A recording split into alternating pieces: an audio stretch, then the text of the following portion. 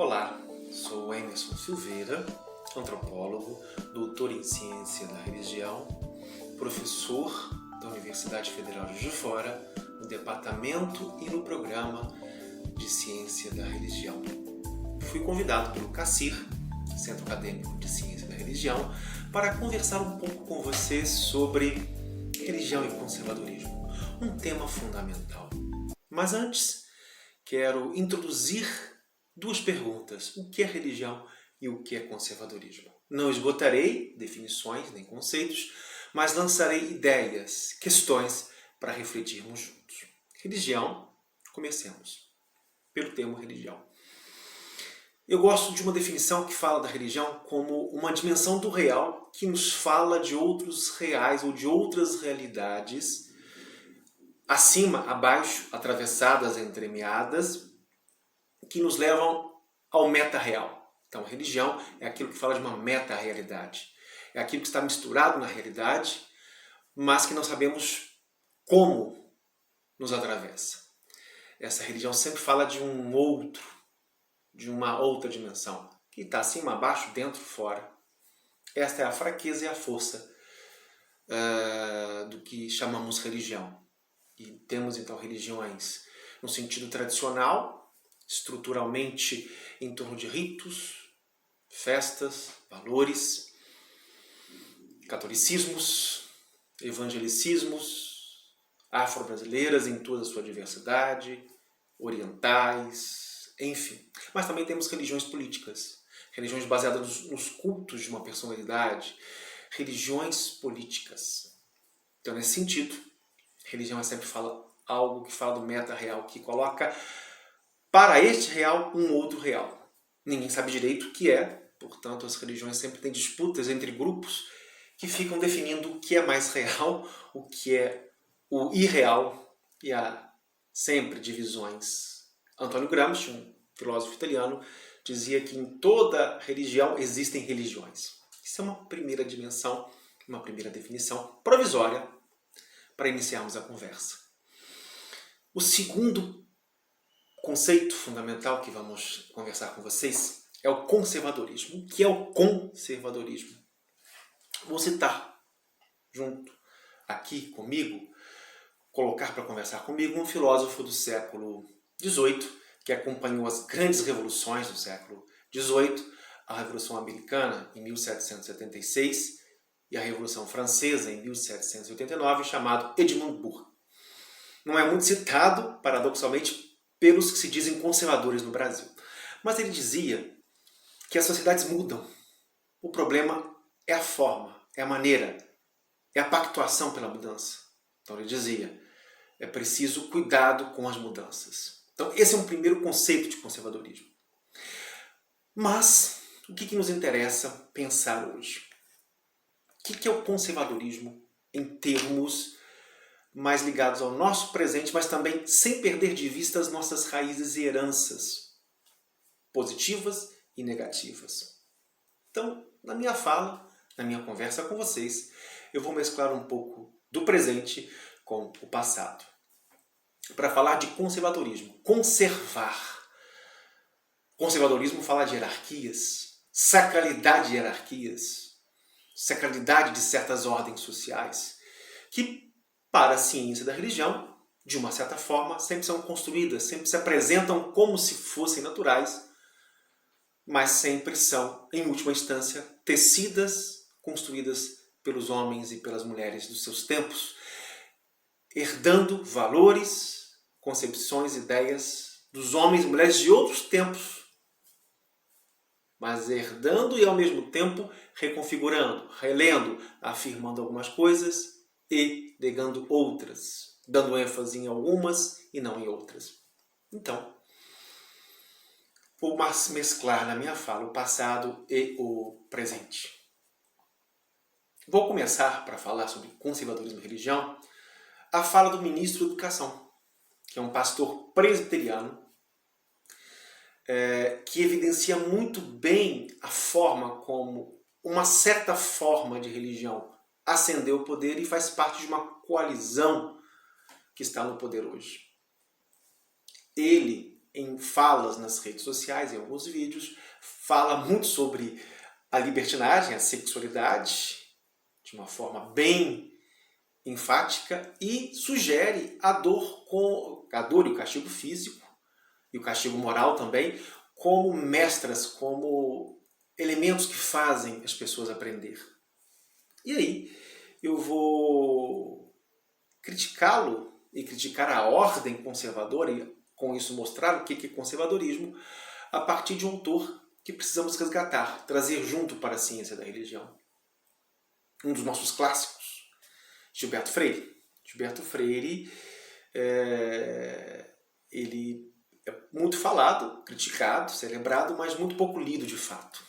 Ele dizia, criticando a escravidão, criticando a ordem escravocrata, mas ao mesmo tempo apontando os resultados e os processos socioculturais de formação que estão no seu livro clássico Casa Grande Senzala. Ele apontava que a formação do Brasil, ao encontro dessas etnias africanas, etnias indígenas, e os portugueses, que já são fruto de uma miscigenação, né, que vivem em dois mundos, né, o africano e o europeu, e dentro do mundo europeu ele já vivia em outras possibilidades. Gilberto Freire dizia que o Brasil nasce dentro de uma ordem escravocrata imposta, uma economia patriarcal e aberta à miscigenação. A forma e a linguagem deles, de Gilberto Freire, apesar de ser acusado de um autor conservador, aí precisamos ter cuidado ao trabalharmos com este conceito. Ele dizia, abre o seu livro, dizendo que os frades portugueses tinham que ter cuidado quando aqui chegavam, porque eles poderiam atolar o pé em carne.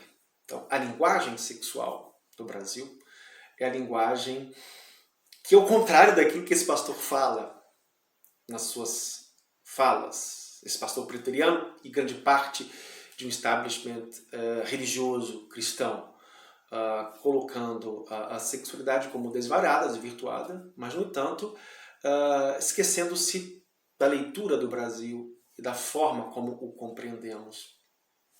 Está certo que Gilberto Freire pode ser criticado por conta de uma leitura, mas a ordem imposta, num primeiro momento, ela foi reconfigurada e reavaliada. E uma outra passagem que eu queria ler com vocês, né, justamente para falar um pouco do conservadorismo, da permanência do conservadorismo. Então, o conservadorismo tem a ver com sacralização de hierarquias, de ordens e certas tendências constantes estruturais. E falando disso em relação à sugestão de algumas falas desse pastor, ministro da Educação, que já foram retiradas das redes sociais, mas circularam por um momento. Que ele sugere, falas em que ele sugere o castigo físico e o moral como elementos de aprendizado. Está no livro Casa Grande Senzala, e essa edição muito interessante. Nos antigos colégios, se houve, por um lado, em alguns casos, lassidão, fazendo-se vista grossa a excessos, turbulências e perversidade dos meninos, por outro lado, abusou-se criminosamente da fraqueza infantil. Houve verdadeira volúpia em humilhar a criança, em dar bolo em menino. Reflexo da tendência geral para o sadismo criado no Brasil pela escravidão e pelo abuso do negro. O mestre era um senhor todo-poderoso. Do alto de sua cadeira, que depois da independência tornou-se uma cadeira quase de rei, com a coroa imperial esculpida em relevo no espaldar, distribuía castigos com o ar terrível de um senhor de engenho castigando negros fujões. Ao vadio punha de braços abertos. Ao que fosse surpreendido, dando uma risada alta, humilhava com um chapéu de palhaço na cabeça para servir de mangação à escola inteira. A um terceiro botava de joelhos sobre grãos de milho. Isto sem falarmos na palmatória e na vara. Estas muitas vezes com um espinho ou um alfinete na ponta, permitindo ao professor furar de longe a barriga da perna do aluno. Então, no Brasil, conservadorismo tem a ver com essa ordem patriarcal, colonial, cuja mentalidade se propagou, se disseminou e está constante, aflorando na fala de um ministro da Educação, aflorando na fala e na vida da elite. Portanto, Casa Grande Senzala, a gente pode falar, ainda é uma estrutura que permanece, é uma estrutura conservadora. Quando, por exemplo, você percebe em São Paulo, bairro como Morumbi, Jardins e ao lado Paraisópolis. A Casa Grande, Morumbi, Jardins e a Senzala, Paraisópolis. Então, conservadorismo tem a ver com uma visão de mundo, no caso do Brasil, em que se celebra as desigualdades ou se vê as desigualdades como estruturais, permanentes e não ultrapassáveis. Mas não só. Se vê as identidades, se vê a sexualidade, se vê tudo como atravessado por uma estrutura essencial que permanece como tal. Obviamente que é uma construção, que é uma idealização. O conservadorismo na cabeça de muitos da coalizão conservadora que hoje está no poder é um conservadorismo herdeiro dessas raízes escravocratas, herdeiro da Casa Grande e da Senzala, que justamente a obra de Gilberto Freire tentou desconstruir e mostrar com uma linguagem fluida, uma linguagem que provocou polêmicas pela forma como colocava, e que nos é útil a ciência da religião para localizarmos aonde estão os conservadorismos. Eles se espalham por todas as religiões de um modo geral, porque são formas de visão de mundo que congelam certas construções sociais, identidades sociais, étnicas, sexuais, como se fossem as maiores realidades possíveis e imagináveis pelo homem. Temos aí os evangélicos conservadores, os católicos conservadores, que são conservadores, mas o conservadorismo também fala em outras religiões. Fala, por exemplo, quando em certas religiões afro-brasileiras, ou certos terreiros, melhor dizendo, mulheres não tocam o atabaque porque isto é trabalho de homem. Não são ogãs, não, em alguns terreiros existem esses tabus relacionados a uma visão de mundo conservadora. Então, dessa forma, temos as religiões que podem ter uma visão conservadora, carregar uma visão conservadora, sacralizadora da ordem social, ou religiões que releem essa ordem social, as desconstroem a partir dos próprios recursos simbólicos contidos nas suas tradições. A tradição ela não é necessariamente conservadora, mas ela pode ser também revolucionária. Ela pode mudar a forma de perceber a partir da hermenêutica, ou seja, da interpretação que eu dou aos livros sagrados ou às tradições orais que eu recebo. Trago um exemplo para vocês.